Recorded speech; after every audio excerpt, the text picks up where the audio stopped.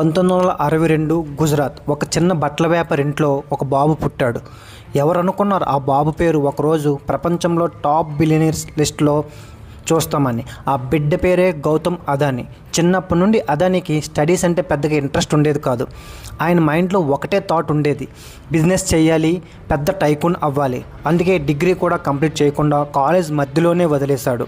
Real లైఫ్లో పాఠాలు నేర్చుకోవడం కోసం సప్నోం కా నగరి ముంబై వెళ్ళిపోయాడు.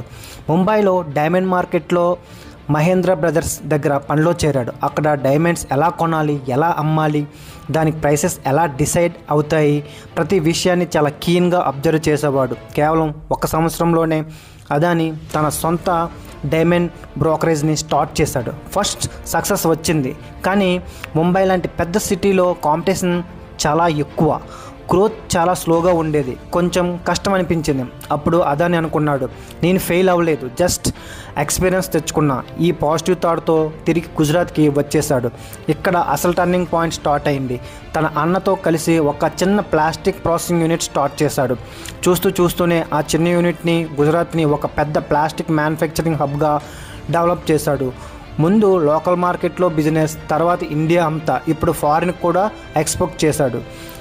ఇది అదానీకి వచ్చిన ఫస్ట్ బిగ్ బూస్ట్. కాన్ఫిడెన్స్ని పెంచింది, అంబిషన్ ఇంకా పెరిగింది.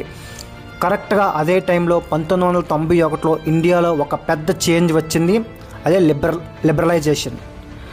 దేశంలో బిజినెస్ చేయడానికి డోర్స్ ఓపెన్ అయ్యాయి. అదానీ ఈ ఛాన్స్ని అస్సలు వదులుకోలేదు. మెటల్స్, టెక్స్టైల్స్, అగ్రో ప్రొడక్ట్స్, ఇలా అన్ని సెక్టార్స్లోకి ఎక్స్పాండ్ అవ్వడం స్టార్ట్ చేశాడు.